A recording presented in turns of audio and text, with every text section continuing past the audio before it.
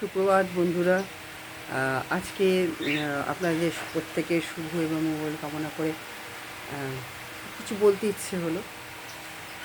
এবার ভালো লাগা মন্দ লাগা এটা তো যার যার ব্যক্তিগত মতামত এবং তার নিজস্ব একটা ব্যাপার থাকে সেগুলো।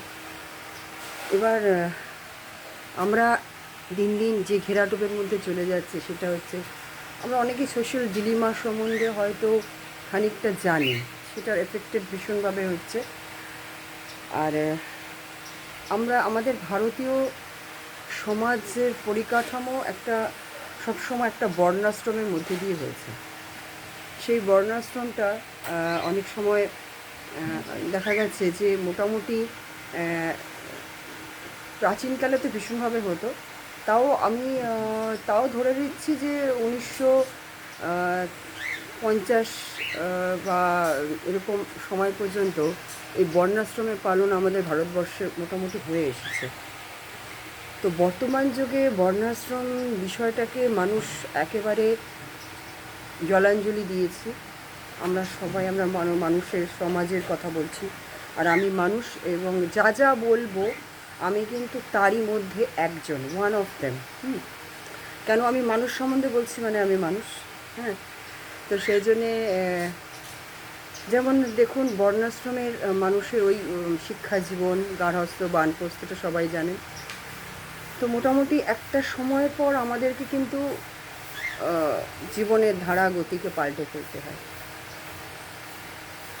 কিন্তু সবথেকে বড় কথা, এখন আমাদের জীবনে আমাদের হাতে এসেছে অ্যান্ড্রয়েড মোবাইল, কালের অভিশাপ।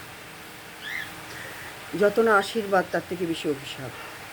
মানুষ কিন্তু সব কিছু, বর্ণাশ্রম তো জলাঞ্জলি সে তো আমরা দিয়েইছি বহু আগে। একটা টাইমে দেখবেন খুব পুরনো পুরনো ছবিতে ঠাকুমা দিদিমারা যখন ফটো তুলতেন বা ঠাকুর দাদুরা হাতে না একটা জপমালা থাকতো। তার মানে তাদের মধ্যে ওটা একটা গর্বের এবং ভালো জায়গা।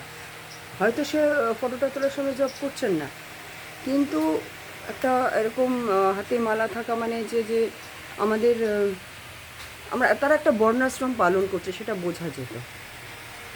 আর আর এখনকার দিনে বর্ণাশ্রম হচ্ছে একটি করে অ্যান্ড্রয়েড মোবাইল আর বিভিন্ন রকমের ব্লগ। এটা হয়েছে আমাদের বর্তমান জীবনের পরিস্থিতি। একটা টাইমের পর মানুষকে একটু আমাদের চেঞ্জ করতে হয়। তো যারা আমরা চেঞ্জ করছি তারা তো ঠিকই আছি, আর আমরা যারা চেঞ্জ করতে পারছি না তাদের কাছে হয়তো দিনগুলো খুব ভারী পড়বে। এই যে দেখুন, এই যে আমার শাশুড়ি মা, উনি উনি এদিকে আসো। উনি কিন্তু এই সময় স্নান করে, আমাদের সবাই স্নান করে আমাদের এই সময় উনি পুজো টুজোর মধ্যে যাও তুমি এবার, উনি তুলসী স্নান, পুজো ইত্যাদি ইত্যাদি করছেন। তার মানে উনি বর্ণাশ্রমে একটা জায়গায় চলে এসেছে।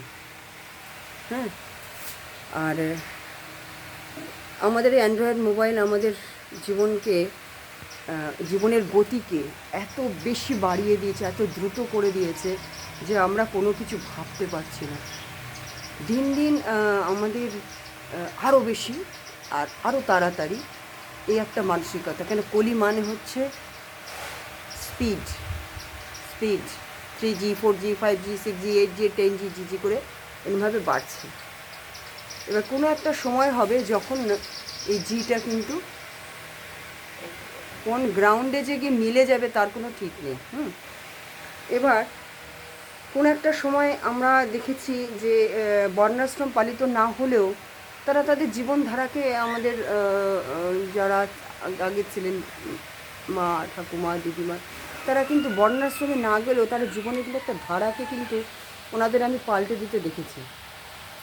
এখনকার আমরা যারা, বিশেষত আমি হাউসওয়াইফদের কথা বলবো, শাশুড়ি শ্বশুর বৃদ্ধাশ্রমে থাকেন, কিন্তু ল্যাব্রাডর ডগ টগ ইত্যাদি ইত্যাদি তাদের বিছানায় বেডরুমে জায়গা।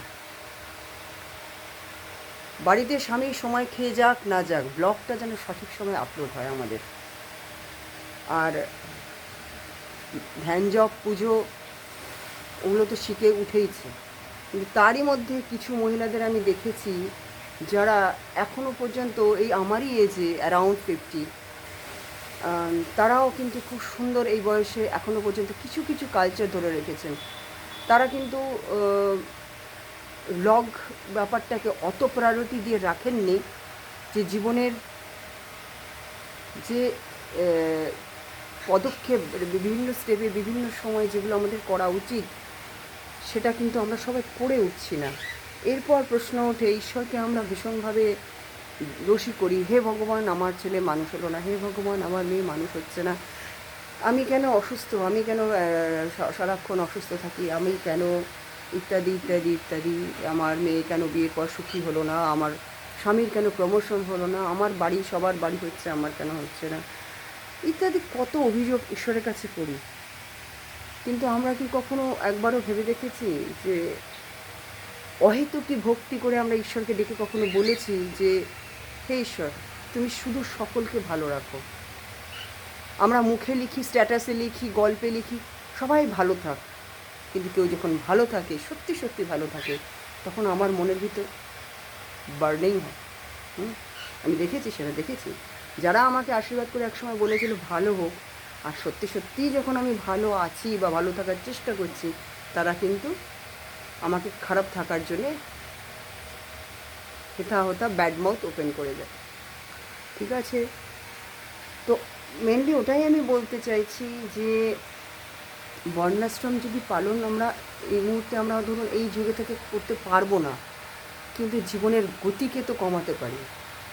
একটা বয়সে এসে জীবনের গতি না কমালে আমাদের জীবন কখন শেষ হয়ে যাবে আমরা কিন্তু জানি না। দেখুন কীভাবে ট্রেন অ্যাক্সিডেন্ট হচ্ছে, হ্যাঁ, কীভাবে ফ্লাড হচ্ছে, কীভাবে মানুষকে এমন এমন অজানা কিছু ডিজিজ চলে আসছে। করোনার কথা ছেড়ে দিন, তার থেকেও কিছু কিছু ডিজিজ আননোন আছে, আমি বুঝতেও পারছি না যে কখন আমাকে এফেক্ট করে দেবে।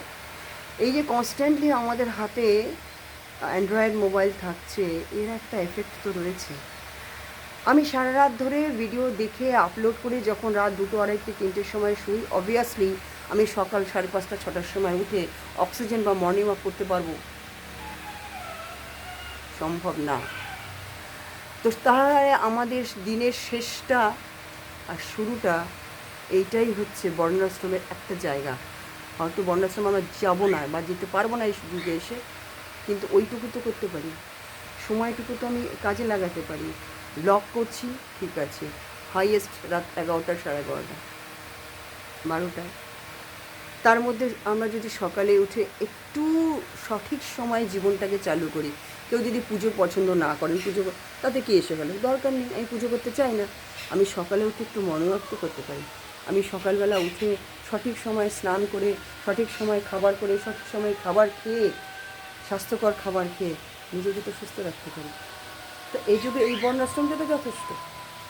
সব থেকে বড়ো দায়িত্ব আমাদের মেয়েদের, আমাদের মায়েদের, আমাদের বউদের। আমি মনে করব এটা খুব জরুরি। আর প্রতিটা মায়ের কাছে আমার একটা রিকোয়েস্ট, যেটা আমি করে এসেছি বলে বলতে পারছি, নিজের সন্তানকে একটু ঈশ্বরকে চিনিয়ে দিন। নিজের সন্তানকে না একটু ঈশ্বরকে চিনিয়ে দিন। তাকে একটু প্রার্থনা করতে শেখানো উচিত, একটু প্রণাম করতে শেখানো উচিত সকাল সন্ধ্যে। একটু ঈশ্বরকে কি বলা উচিত, ছোটো ছেলে মেয়েদের কীভাবে প্রার্থনা শুরু করা দরকার, এইটুকু মনে হয় বর্ণাশ্রমের আরেকটা ধাপ।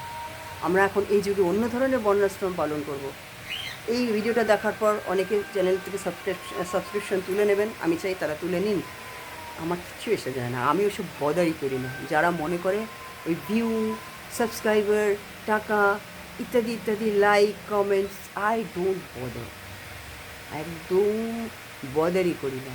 আমার যা বলার আমি ঢাক পিটিয়ে, ঢোল পিটিয়ে, ভিডিও করে, কান কামড়ে, হোয়াট এভার আমি বলবো।